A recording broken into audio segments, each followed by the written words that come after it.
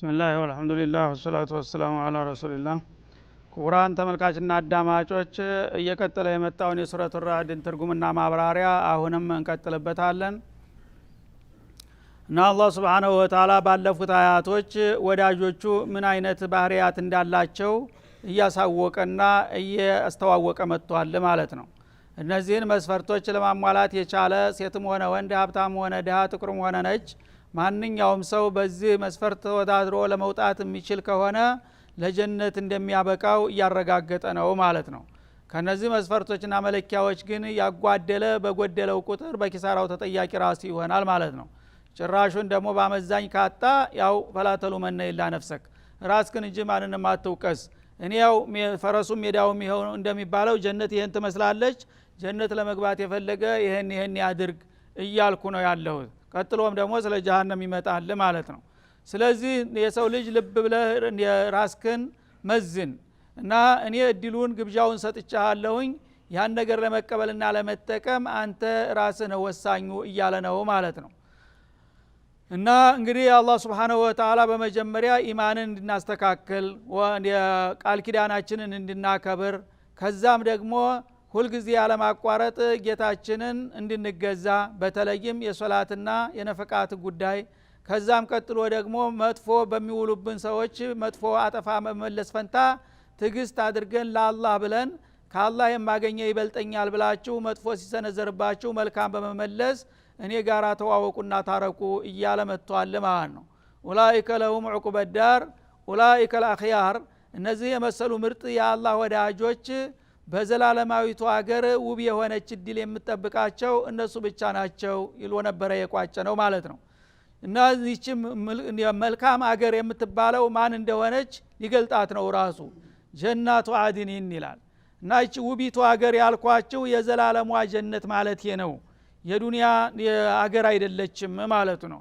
የዱንያ ሀገር የፈለገውን ያህል ቢሟላና ቢስተካከል ከትንሽ አመታት በኋላ አንተ አርጅታ አፍጅተ ሙተህ ትተው ትሄዳለህ፣ ወይም አንዳንድ ጊዜ ቀድሞ ይሄዳል ገንዘቡ ይከዳል ማለት ነው። ያ ሳይሆን በዘላለማዊቱ ሀገር በጀነት የዘላለም ጸጋን አዘጋጅቼልሃለሁና በማያልቀው በማያደቀው ሀገር ነው ግብዣ የተዘጋጀው ይላል ማለት ነው። ጀናቱ አድኒ ማለት ጀናቱ ኢቃማ፣ ሁል ጊዜ የሚኖርበት አበደል አቢዲን፣ ያለ ማባረር ያለ መሰናበት ያለ መወንጀል ማለት ነው።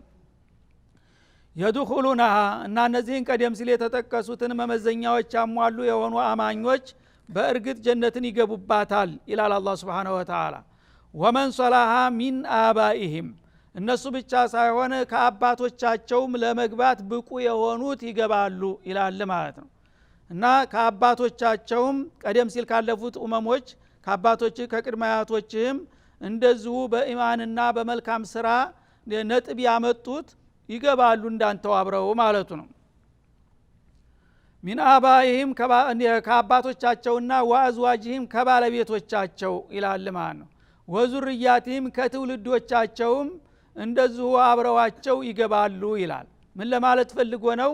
አላህ በከፍተኛ ነጥብ ያለፉትን ወዳጆቹን ጀነተል ፊርደውስ አግብቶ የሚያንበሻብሻቸው እነሱን ብቻ ሳይሆን የቤተሰብ አባላቶቻቸውንም ጭምር ነው።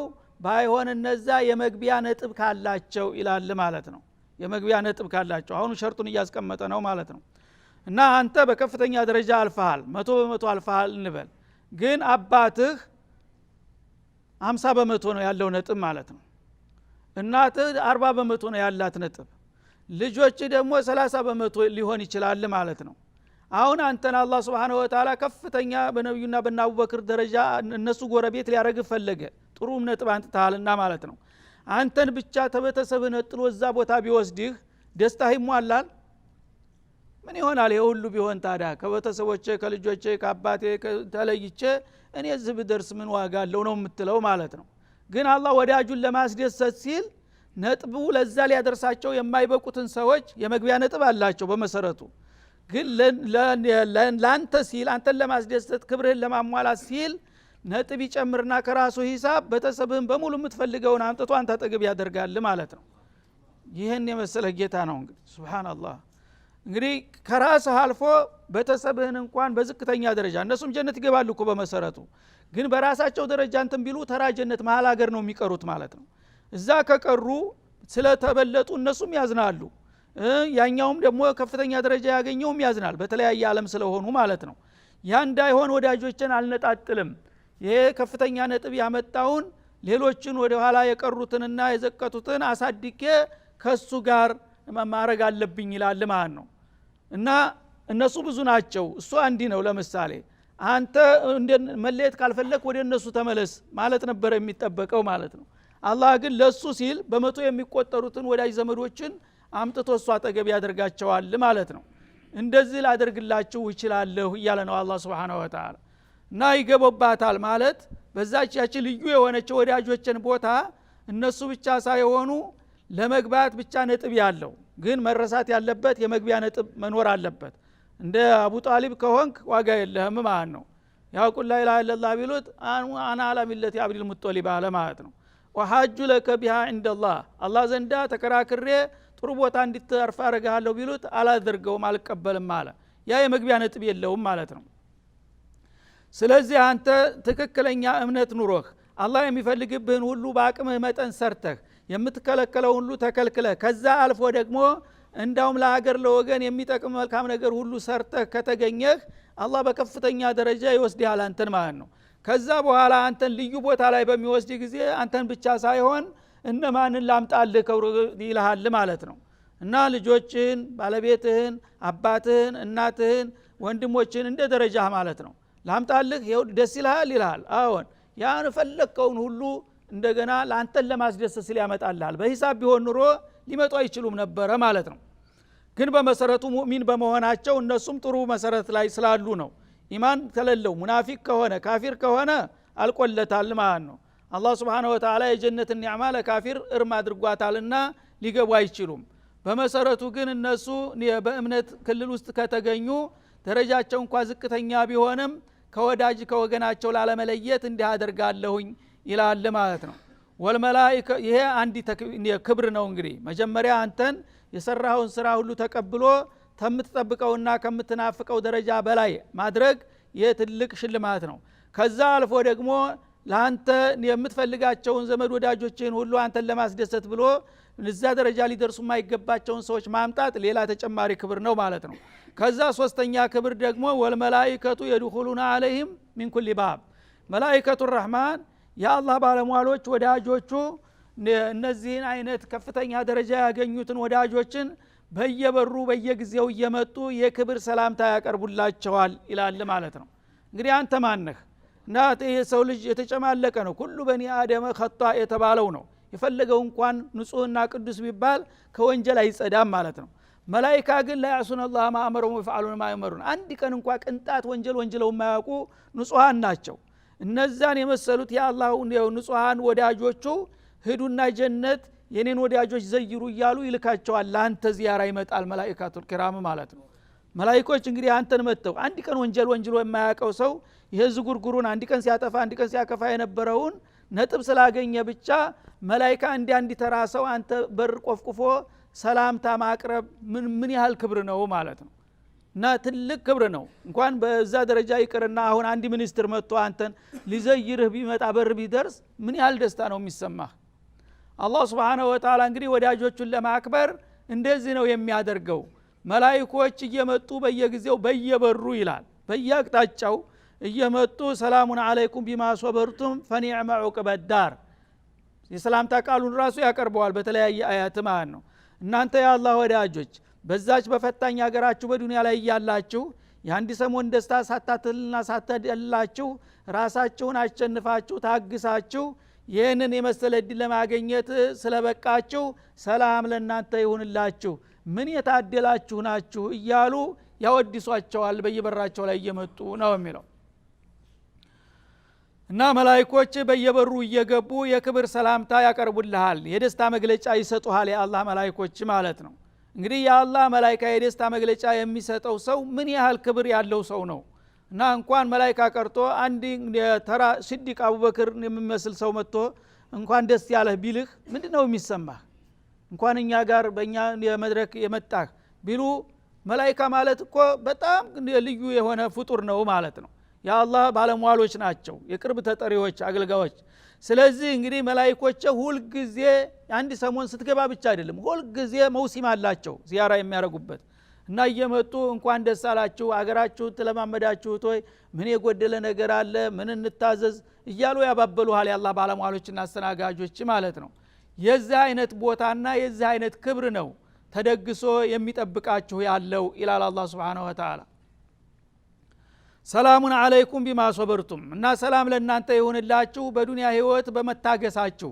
በትግስት ነው ያገኛችሁት ይሄን ዲል ማለት ነው ባደ ፈድሊላህ Subhanahu Wa Ta'ala انما يوفى الصابرون اجرهم بغير حساب ቀደም ሲል እንደተጠቀሰው በሶስቱ የትግስት ፈርጅ የተካፈለ ማለት ነው መጀመሪያ አላህ ያዘዘውን ያለማጓደል የቀጠለ የከለከለውን ደግሞ ራሱንና ሰይጣንን ተቋቁሞ ተክልክሉ የራቀ እንደገና የተለያዩ ሙሲባዎችና ችግሮች ሲደርሱበት ያለመበሳጨትና ያለመቆላጨት ራሱን አስታግሶ ያለፈ የሆነ ሰው በዚህ ነው ይሄን የመሰለ ጀነት የሚገኘው ማለት ነው ስለዚህ በዛች በዱንያ ባንዲ ሰሞን ብልጭልጭ ሀገር ሳትታለሉና ሳትዳለሉ በቀጥታ የጌታችሁን አላማ አውቃችሁ ትግስት አድርጋችሁ በመምጣታችሁ ሰላም ለእናንተ ይሁንላችሁ ካሁን በኋላማ የሚያስፈራና የሚያሰጋ ነገር የለም እኮ የሰላም ባልደረቦች ናችሁ እያሉ ያስደስቷቸዋል ማለት ነው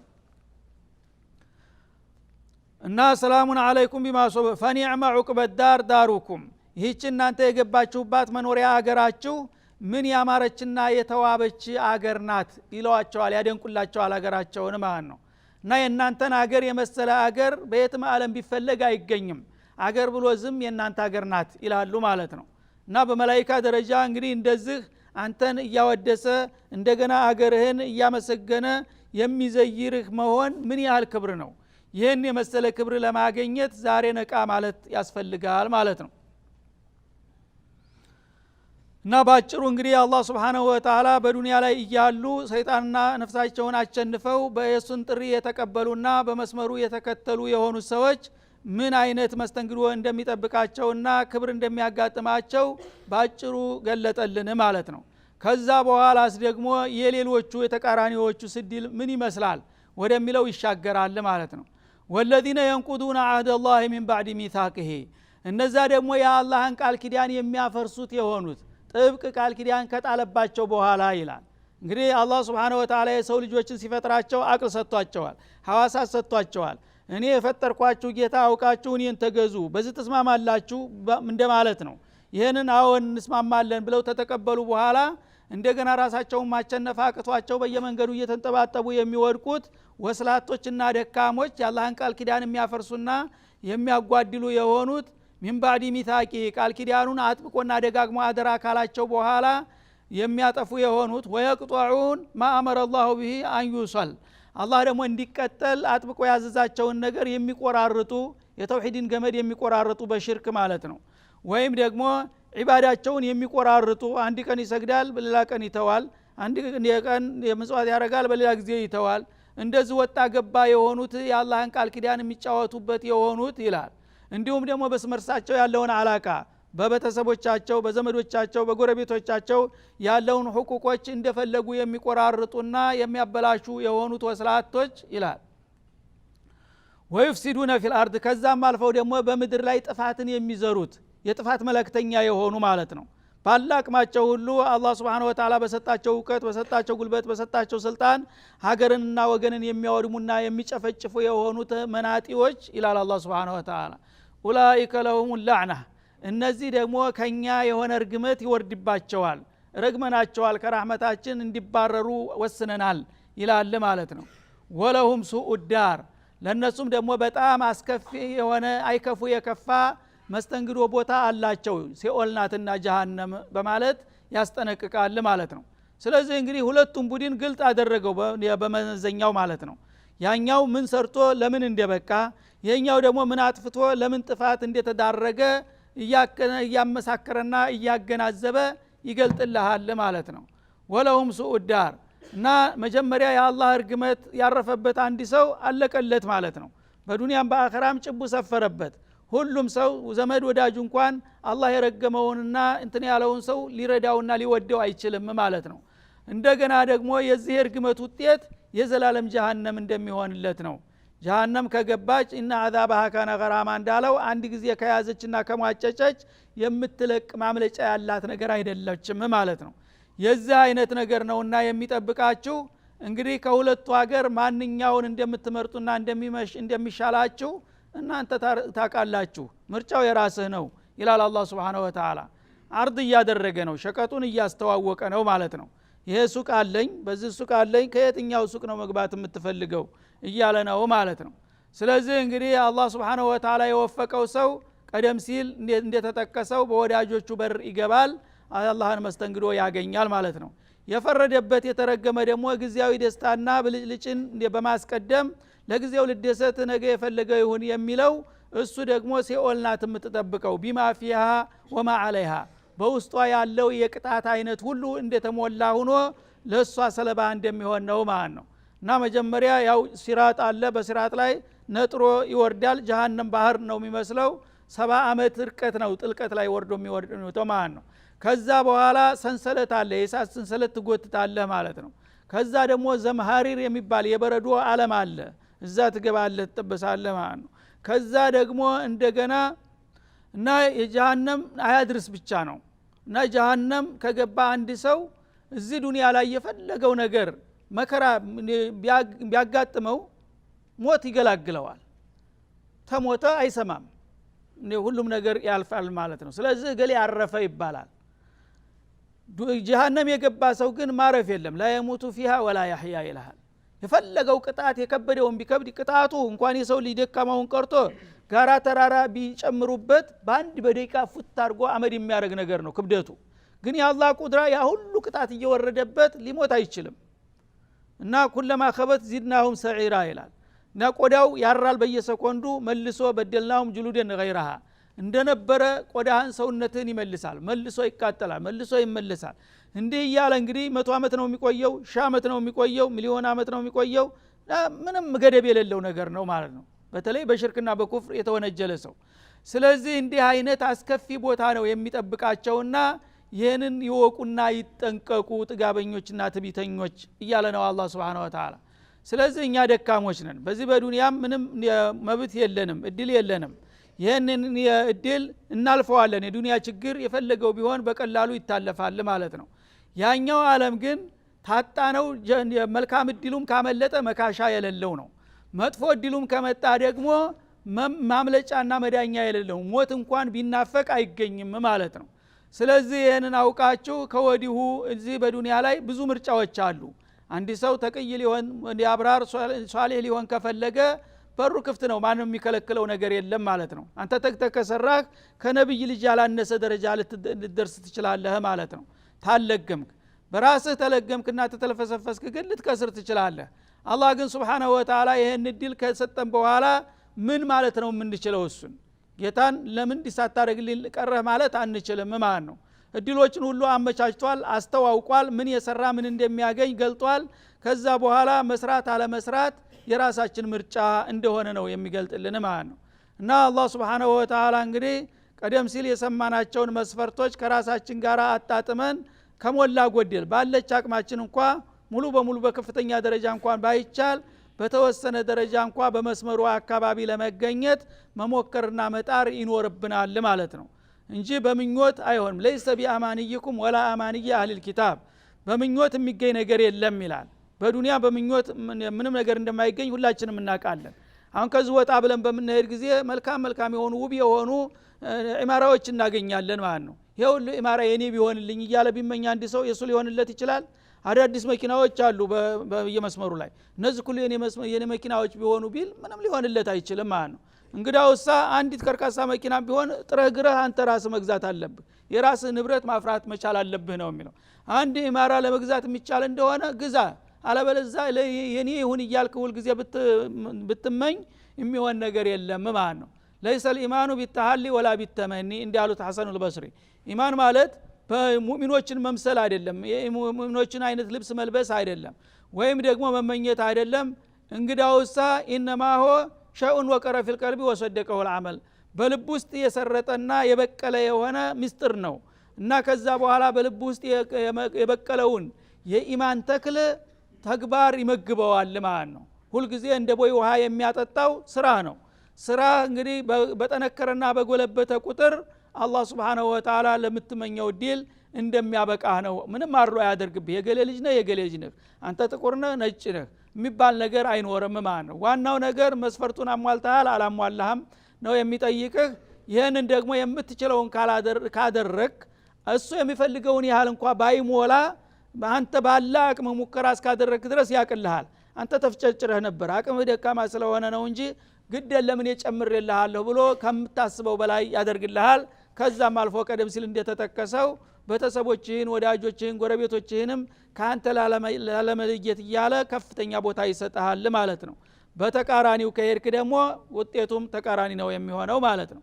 ስለዚህ እንግዲህ አላህ Subhanahu Wa Ta'ala የሰጠንን እድል ተጠቅመን ጥሪውን በወቅቱ ተቀብለን በስራ መስክ ላይ ለመገኘት መሞከር ይኖርብናል። በተለይም አሁን ያለንባቸው ወቅቶች የረመዳን ቀናቶች አሁን እያሽቆለቆሉ ነው ማለት ነው እና ተግማሽ አልፈን አላህ Subhanahu Wa Ta'ala ወፍቆን እንግዲህ ተግማሽ በላይ ጡመናል ተቀብሎን ከሆነ ማለት ነው።